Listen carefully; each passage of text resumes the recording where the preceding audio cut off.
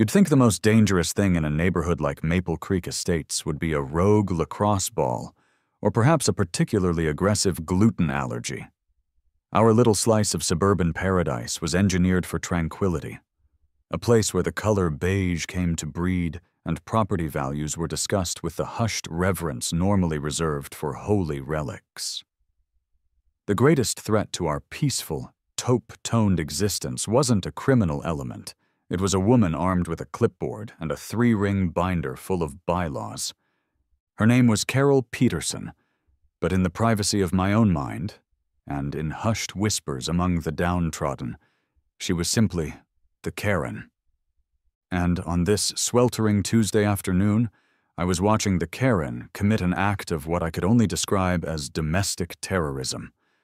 I was slouched on my sofa, trying to find a documentary that didn't involve sad animals or celebrity chefs, when I saw her. A flash of khaki capris and a pastel polo shirt, marching with the grim determination of a drill sergeant across the manicured common area. In her hand, she gripped a long, T-shaped metal tool. A water key.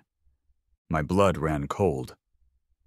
"No," I whispered to the empty living room. My wife, Sarah, was out at her book club, blissfully unaware of the impending crisis. "She wouldn't. Nobody is that stupid." I was wrong.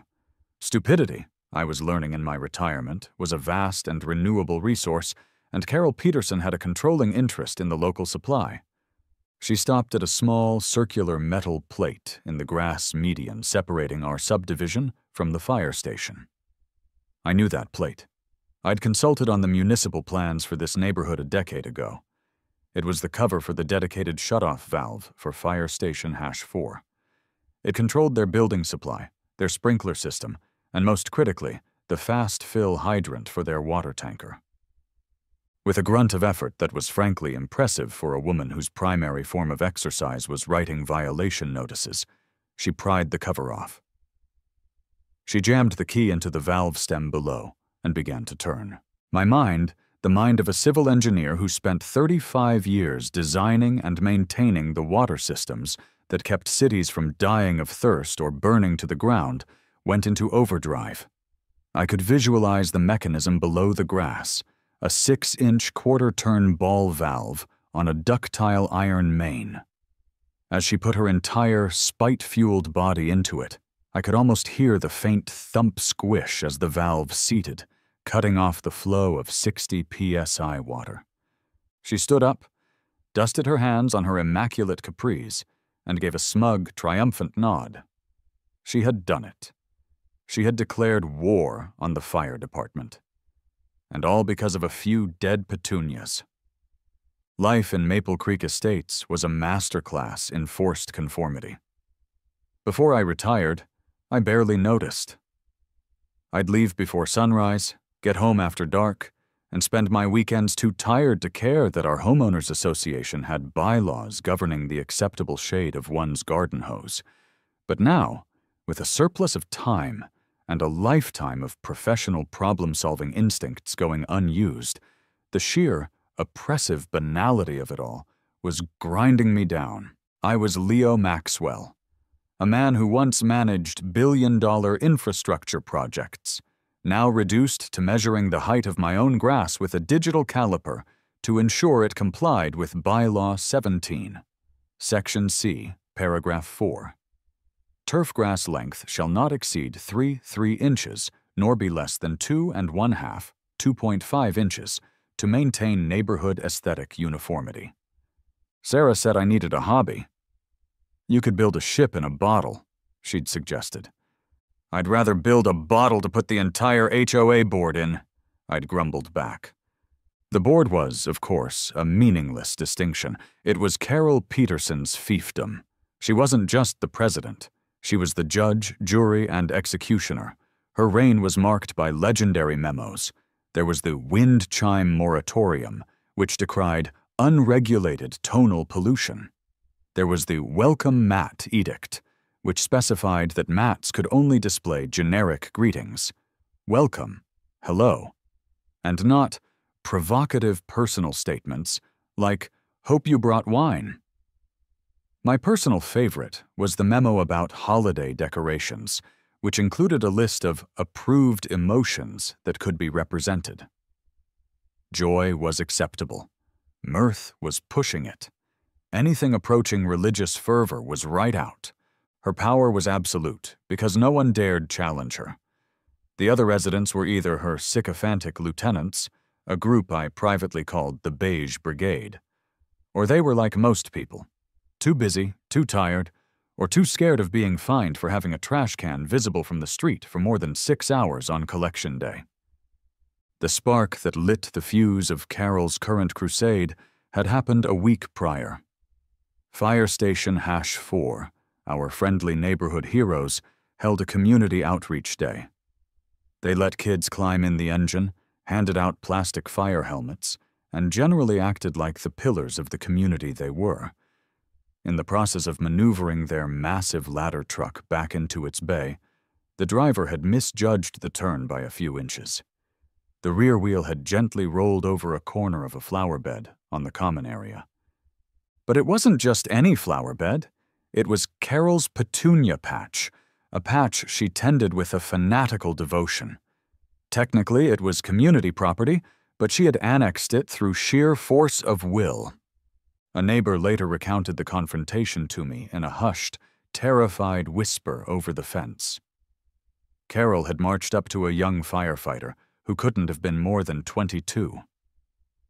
"I understand," Carol had said, her voice a terrifying mix of politeness and venom, "the importance of your large, destructive vehicles, but the bylaws, which I'm sure you haven't had the time to read, are quite clear about vehicular encroachment on manicured floral displays. Section 28, subsection B." The poor kid, bless his heart, had apologized profusely. The whole crew had. They offered to resod the grass and buy her a whole nursery's worth of petunias. But it wasn't about the flowers. It was about deference. It was about power. She demanded a formal, written apology from Fire Chief Miller himself and insisted that the entire station attend a mandatory HOA-led seminar on respecting community aesthetics. Chief Miller, a man whose entire being radiated pragmatic competence, had politely told her to pound sand. This, in Carol's world, was an act of open rebellion. I'd seen her later that day, staring at the utility markers on the sidewalk near the station. A cold dread had trickled down my spine then. I knew what she was looking at. That's the main water shutoff, I had thought to myself. You'd have to be a special kind of stupid to mess with that. I had underestimated her. And now, as I stared out my window at the closed valve and the smug tyrant marching away, I realized my retirement was about to get a whole lot more interesting. For a full minute, I just sat there, processing the audacity of it, the sheer, weaponized pettiness. Then, the universe decided to raise the stakes. A siren wailed to life, not a distant one, but the full-throated roar of the engine right next door. It was quickly joined by another, and then the blare of the ladder truck's air horn. I looked past Carol's house, towards the horizon. A plume of thick, black smoke was rising into the blue sky. A structure fire, a real one. My engineering brain, rusty from disuse, sparked and roared to life. I knew their protocols. Engine 4 would be first on the scene. They carried about 750 gallons of water in their onboard tank. At a standard attack rate, they'd exhaust that in under 5 minutes. They would need to immediately hook up to a municipal hydrant to sustain the flow. Meanwhile, Tanker 4, a huge truck whose sole purpose was to shuttle water, would be racing back and forth, and its fast fill station, the one that could dump thousands of gallons into its tank in minutes, was located right there at the firehouse. A fast fill station that was now, effectively, a very large, very dry metal box. She hasn't just inconvenienced them, I muttered. She could get someone killed. Sarah walked into the living room, drawn by the sirens. My God, Leo, what's happening? I was already on my feet, grabbing my keys from the bowl by the door. My old instincts, dormant for months, were firing on all cylinders. This was no longer about HOA nonsense. This was a problem. A complex, time-sensitive problem. And I was very, very good at solving problems. "A neighbor is being aggressively stupid, honey," I said, heading for the garage. "I'm going to go be aggressively competent." In the corner of the garage, behind the lawnmower and a stack of Sarah's gardening pots, was my old go bag. It was a battered canvas satchel I used to keep in my truck. It was supposed to be for emergencies, but mostly it was full of the tools of my trade: heavy-duty wrenches, pressure gauges, flashlights, and a thick binder of municipal water system schematics for the entire county that I had forgotten to return upon retirement. Sarah stood at the door to the garage, a worried look on her face. "Leo, what are you going to do? Please don't start a war with Carol." I paused, my hand on the bag. "Honey, this isn't a war," I said, a slow grin spreading across my face. "This is an emergency infrastructure repair, a civic duty, and frankly, it's the most exciting thing that's happened to me in months. I didn't run. Running is for people who haven't planned ahead." I walked, briskly and with purpose, across my perfectly manicured lawn, across the hot asphalt of Maple Lane, and onto the common area. I ignored the valve Carol had closed. That was her trap. That was HOA property. Messing with it would be trespassing, vandalism, exactly the kind of ammunition she'd love to use against me. No, I went 50 feet further down the line, to a large rectangular iron plate set flush with the grass. It was heavy, solid, and stamped with the city's municipal utility seal.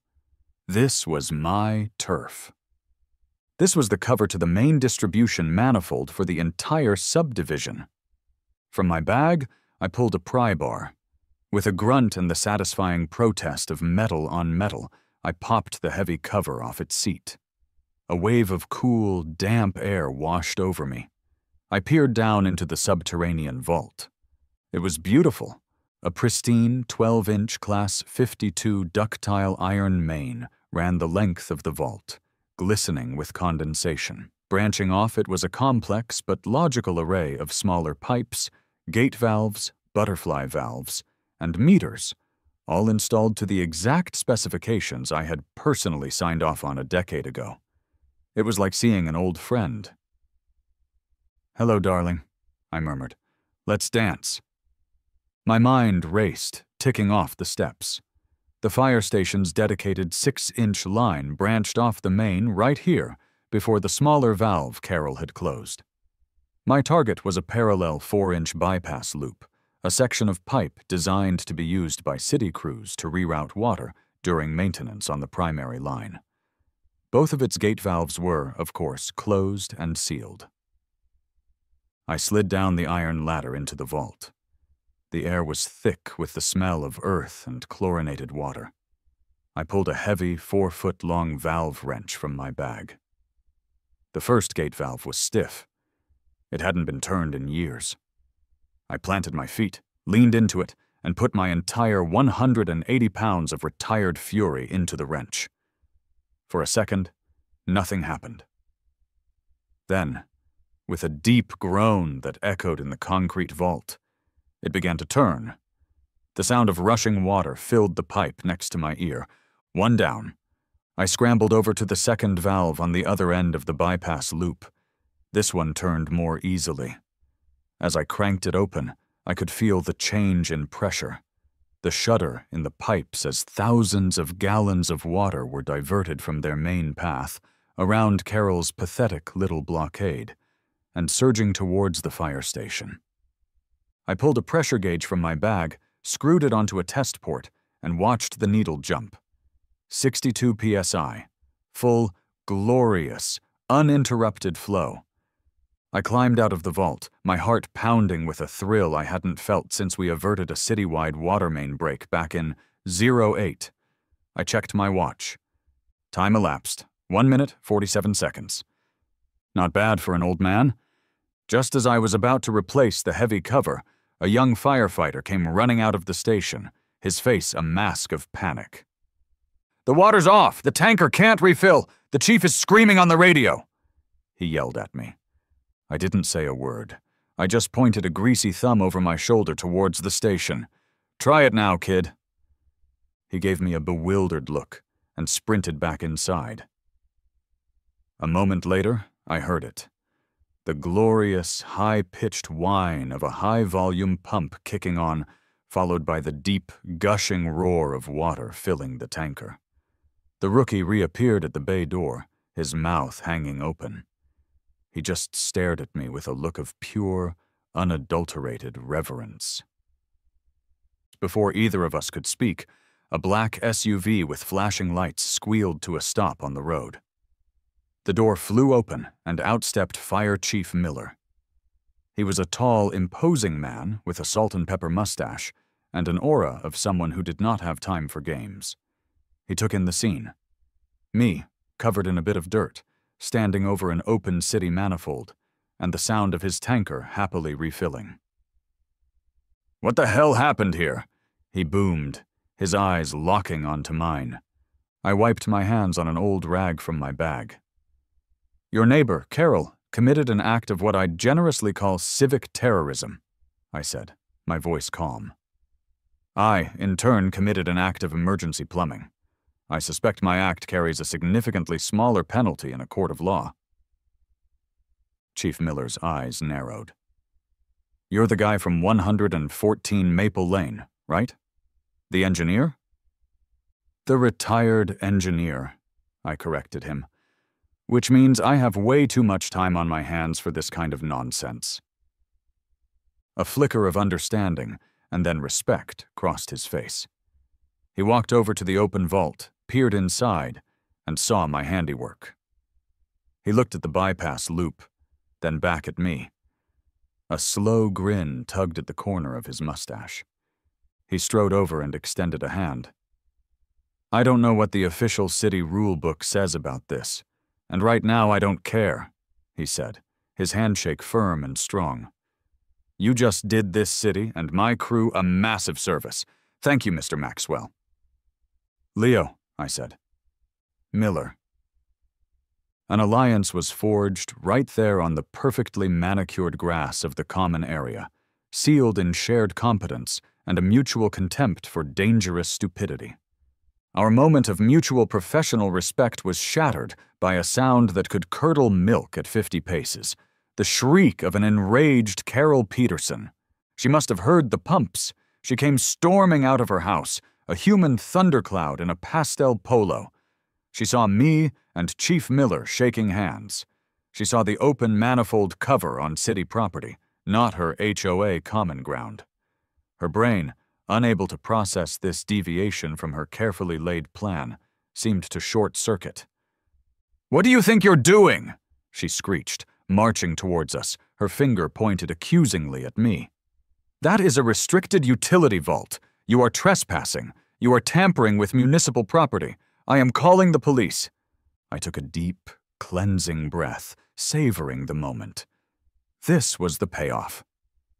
"Please do, Carol," I said, my voice dripping with a calm she couldn't stand.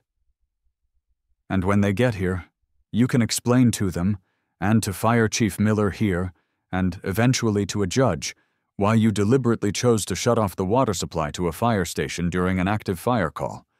I'm sure they'll be fascinated by your reasoning regarding the petunias." Her face went from red to a sort of mottled purple. "This has nothing to do with the petunias. This is about respecting the established protocols. You have violated—" She never got to finish her sentence. Chief Miller took one step forward. He wasn't yelling. He didn't have to.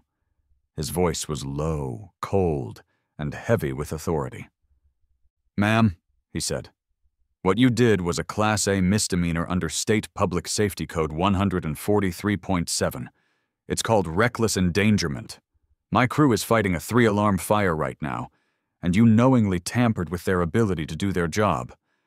So I suggest you go back inside your house before you say another word that elevates your little tantrum to a felony." Carol sputtered. Words failed her. For the first time since I'd moved here, Carol Peterson was speechless.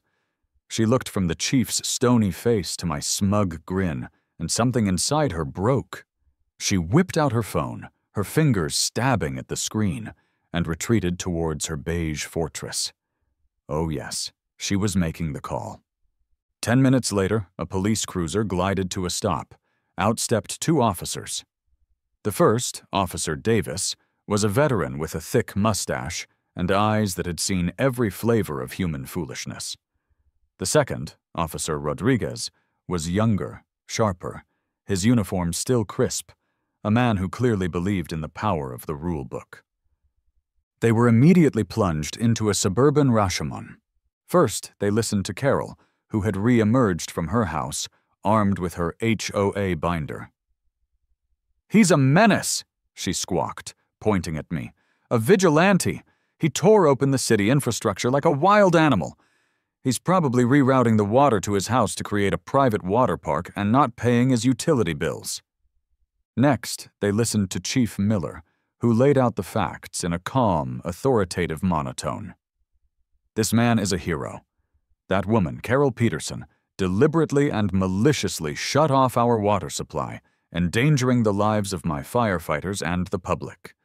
Mr. Maxwell here rectified a dangerous situation with skill and precision." Finally, they turned to me. I leaned against the manifold cover, the picture of unconcerned competence. "Officers," I began, "there was a clear and present public safety emergency caused by that woman over there. As a concerned citizen with, let's say, a particular set of skills, I implemented a temporary non-destructive solution using existing city infrastructure. You'll find no damage was done, and essential public services were restored in under 2 minutes. You're welcome." Davis and Rodriguez exchanged a long, tired look. They were caught in a bureaucratic nightmare. On one hand, Carol had clearly committed a serious crime. On the other hand, I had popped a manhole cover and cranked a bunch of valves I wasn't technically authorized to touch. Officer Davis sighed, the sound heavy with the weight of 1,000 stupid domestic disputes. "Sir," he said to me, his gaze lingering on my greasy hands, "you can't just go popping manhole covers." I raised an eyebrow. "Is there a specific ordinance you'd like to cite, officer? Or are we just working off a general feeling of that seems wrong?" Officer Rodriguez, the by-the-book one, stepped in. "Sir, unauthorized access to municipal utilities is a city code violation. We're going to have to file a report." He paused. "On everyone." They took our statements. Carol was indignant. The chief was factual. I was, I'd like to think, helpfully sarcastic. The 2 cops looked at each other, their expressions a perfect blend of confusion and weary amusement. They told us all not to touch anything else, got in their car, and drove away, leaving the 3 of us standing in a state of tense, unresolved victory. The first battle was over. It was a draw on paper, but I knew I had fired the first shot in a war for the very soul of Maple Creek Estates. A day later, my doorbell rang. It was Chief Miller, holding a white paper box. "Contraband," he said with a straight face as I let him in. He opened the box on my kitchen island to reveal a dozen donuts, none of which were on the HOA's approved pastry list. "I figured you'd earned them." Sarah, who had been listening to my triumphant retelling of the events with a mixture of pride and terror, poured him a cup of coffee. "So, what's the fallout?" I asked, biting into a maple bacon donut that tasted like pure rebellion. "The city attorney is looking into it," Miller said, making air quotes with his fingers, "which means a junior lawyer is trying to figure out how to charge Carol without her suing the city for emotional distress. The bureaucracy is a slow-moving beast, Leo. I can't risk her trying something like this again. Your bypass was genius, but it's temporary. And as those cops pointed out, technically unauthorized." A familiar gleam entered my eye. The thrill of the problem. "Chief," I said, leaning forward, "what if we made it permanent?" Miller raised an eyebrow.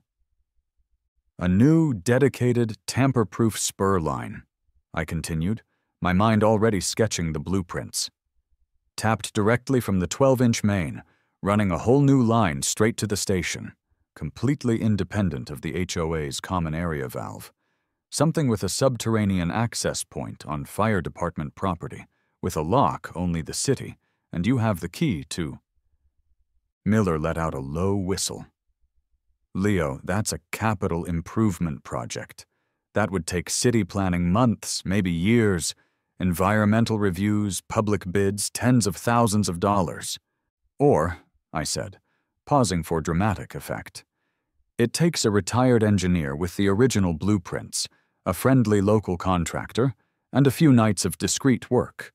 We could call it a pilot program, to test the feasibility of a rapid infrastructure upgrade protocol." A slow grin spread across Chief Miller's face. He took a long sip of his coffee. "I can't officially approve this, Leo. You know that." "I know." "But," he continued, setting the mug down, "I can make sure my entire crew is scheduled for mandatory nighttime training drills on the far side of town, from, say, 10 p.m. to 4 a.m. for the next week or so. And our exterior security cameras? They've been on the fritz lately. Terrible glare from that new streetlight." He stood up to leave. "Good luck with your pilot program." Now I needed muscle. I needed a contractor. Not one of the big corporate outfits with shiny trucks and clipboards. I needed a guy who gets things done. I found his number on a crumpled flyer I'd picked up at the hardware store, stuck to the bulletin board between an ad for kitten adoptions and a lost parrot. "Vince's Excavation and Vaguely Defined Services," the flyer read.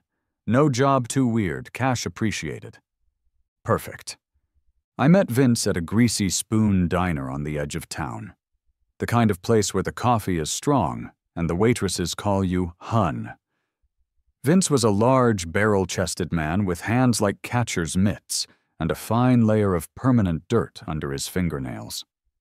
He looked like he could excavate a trench with his teeth. He listened to my pitch without a word, his face an unreadable mask, just staring at me over the top of his chipped coffee mug. I rolled out a copy of the city's water main blueprints on the sticky table between us. He finally spoke, his voice a low rumble. "So let me get this straight," he said, tapping a sausage-sized finger on the blueprint. "You, some retired pencil pusher from the suburbs, want me to illegally tap into a 12-inch city water main, run 200 feet of new copper under a bunch of pristine sod, and hook it up to a fire station, all right under the nose of the Wicked Witch of the West." "I wasn't a pencil pusher," I clarified. "I was the guy who designed the systems that allow you to flush your toilet. And yes, that is the gist of it. Think of it as a patriotic act of malicious compliance." Vince stared at the blueprints, then at me. His cynical expression slowly cracked, and a wide, gap-toothed grin spread across his face.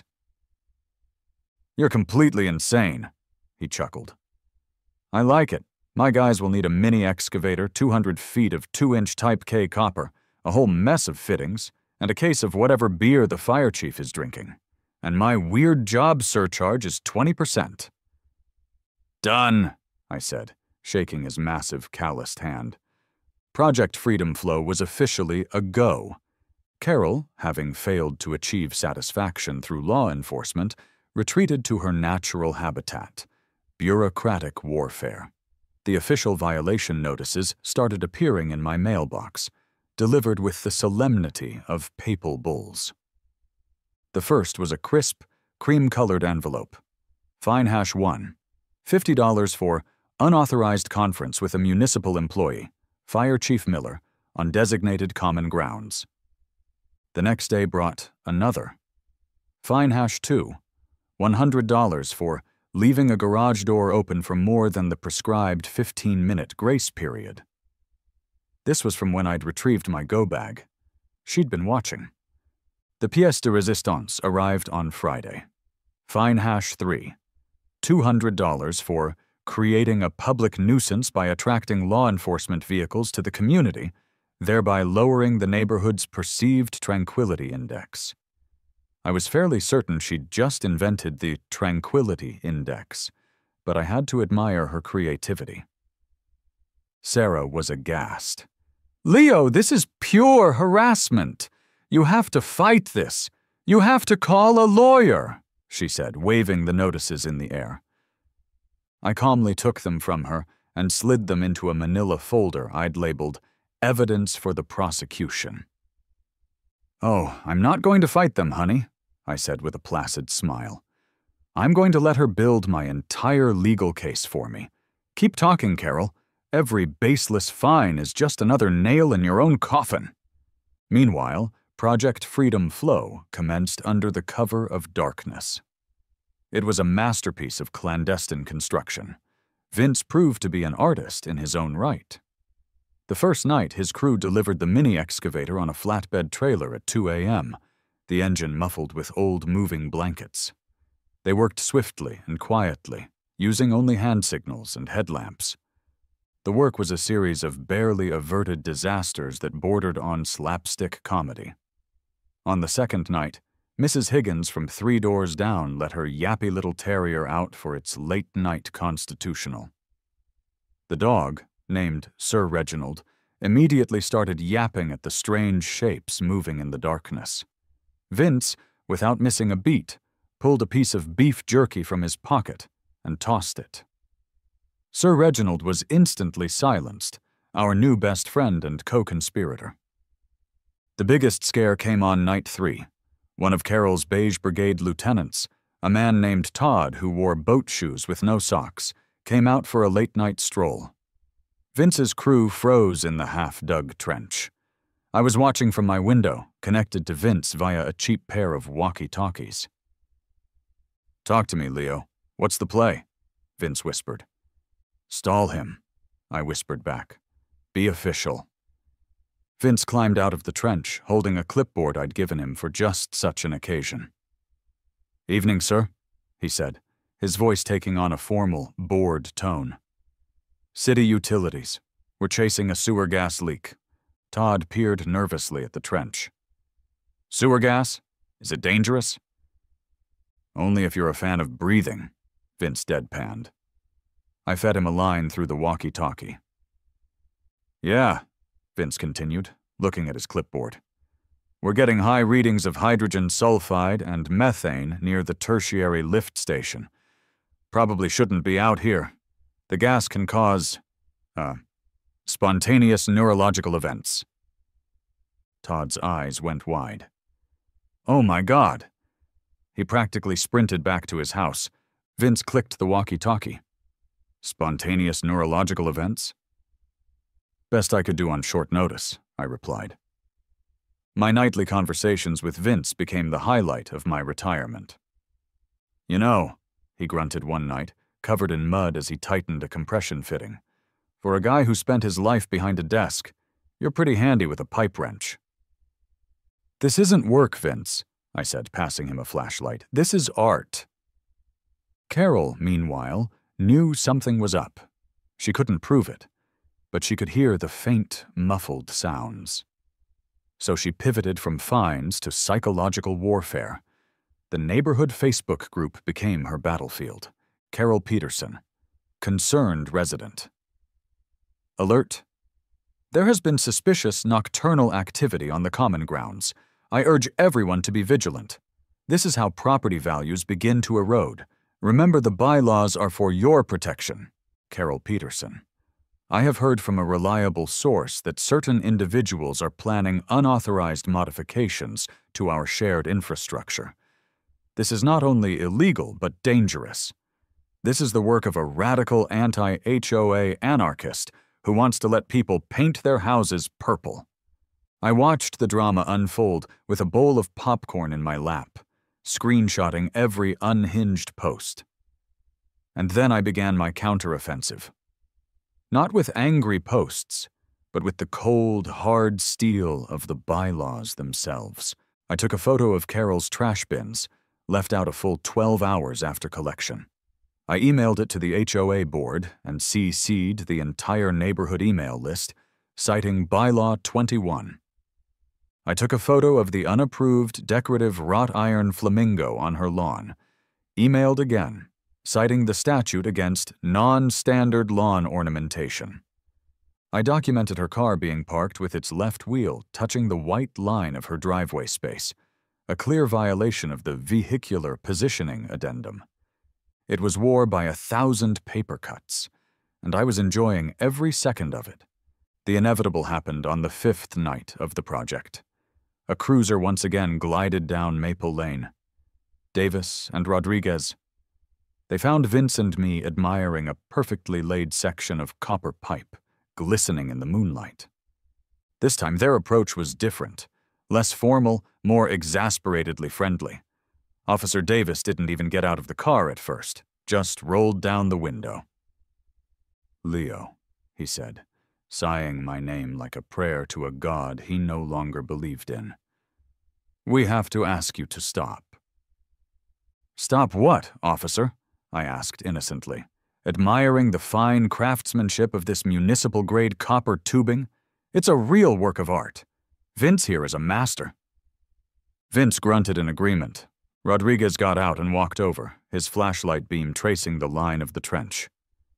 "We got another call," he said, rubbing his temples, "from the city manager, who got a call from Carol, who apparently now has him on speed dial. The city can't officially sanction this," Rodriguez said, gesturing vaguely at our entire operation. "Our hands are tied. Legal says it's a mess." "But," I noted, "you're not arresting me." Officer Davis finally got out of the car and leaned against the hood. "Let's just say the paperwork for that arrest would be a certifiable nightmare. When we filed our report, the fire chief's commendation of a civic-minded citizen somehow got attached directly to Carol's complaint of maniacal vandalism. The city attorney apparently got a migraine just reading it. He wants this to just go away." He looked at our nearly completed trench. "So just be careful, and try to be done soon, for the love of God." They got back in their car and drove off, leaving us in the quiet of the night. It was a tacit admission. The system, in its own clumsy, bureaucratic way, was on our side. They had waved the white flag. We were finishing the final trench the next night, the one that would connect our new line to the station's internal plumbing. We were digging close to Carol's property line, being extra careful. That's when Vince's shovel hit something with a dull thunk, something that wasn't on my blueprints. "Whoa," he said. "Got something here, boss. Plastic?" I jumped into the trench. It was a small, 1-inch black polyethylene pipe, clearly not part of the official city installation. It was a shoddy amateur job. "Where does it go?" I asked. Vince and I started digging carefully, following the line. It ran from the direction of the fire station's main, the very one Carol had shut off. We followed it the other way, inch by inch, until it disappeared under the property line of Carol's meticulously landscaped yard, heading directly for her award-winning prize pig petunia bed. The truth hit me like a physical blow.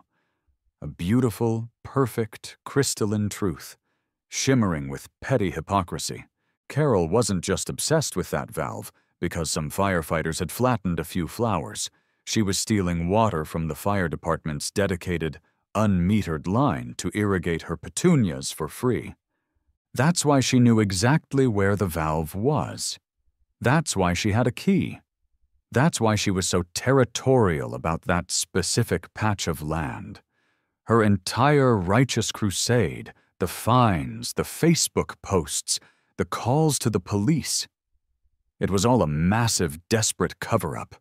She wasn't trying to punish the fire department for their transgression. She was trying to stop them from ever discovering hers. I looked at Vince, whose muddy face was illuminated by my headlamp. A slow grin spread across my own. "Vince, my friend," I said, pulling out my phone to take pictures. "This isn't just a smoking gun. This is a ballistic missile with Carol Peterson written on the warhead." Feeling the tide turning against her, sensing the whispers and the subtle shift in the neighborhood's allegiance, Carol did what all cornered despots do.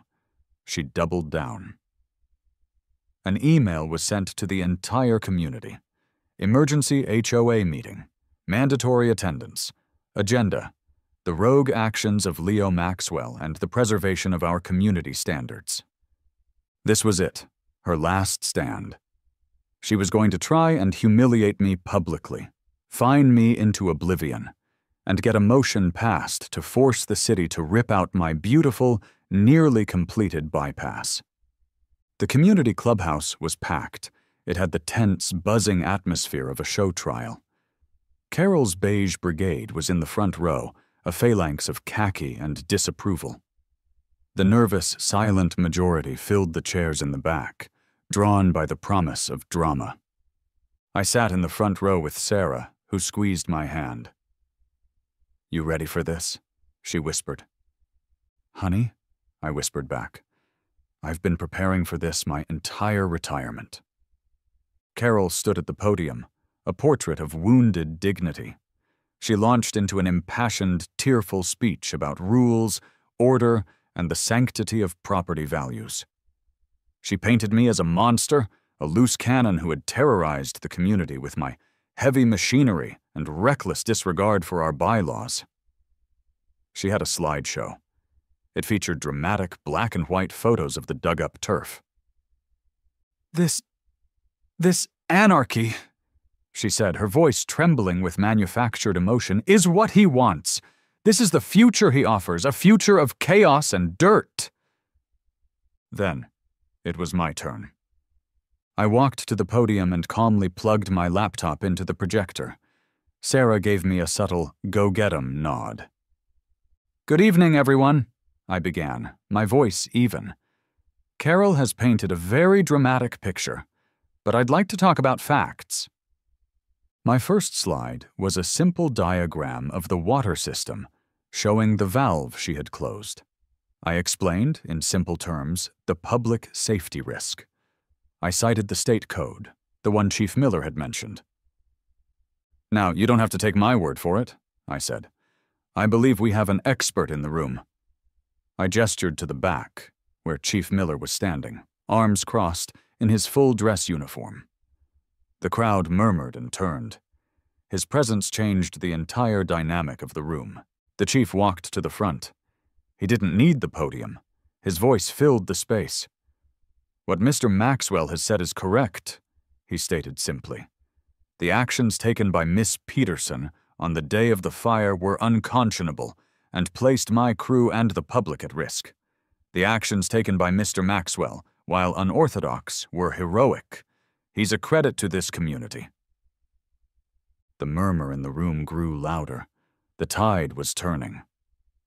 "The work itself was also performed to the highest standard," I continued, clicking to the next slide, which showed a picture of Vince. "My colleague, Mr. Vince, who is here tonight, can attest to that." Vince, standing near the chief, just grunted and gave a thumbs up. "The work is solid," he rumbled. "Up to code." Then came the final act. "Now," I said, my voice dropping slightly.